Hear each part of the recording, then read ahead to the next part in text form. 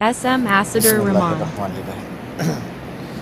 SBI report অ্যানালিসিসের আমরা এর আগে এসে আলোচনা করছি। এটা স্ট্যান্ডার্ড 120, বেশি হলে তো আরও ভালো। তো অ্যাভারেজ 110 অ্যালাউ করা যায় নিটে, এর নিচে আসলে ঠিক হবে না। তারপরে পরের স্টেপ হচ্ছে ময়েশ্চার।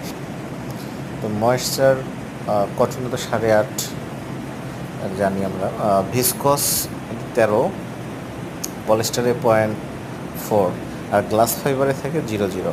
তো এখানে কটনে 8.5-এর উপর ময়েশ্চার থাকলে এটা লস হবে আর কি, কোম্পানির জন্য লস। হ্যাঁ, ময়েশ্চার কম থাকা ভালো, পরে গেইন করা যায়, বাড়ানো যায়। মাইক, এরপরে স্টেপ হচ্ছে মাইক।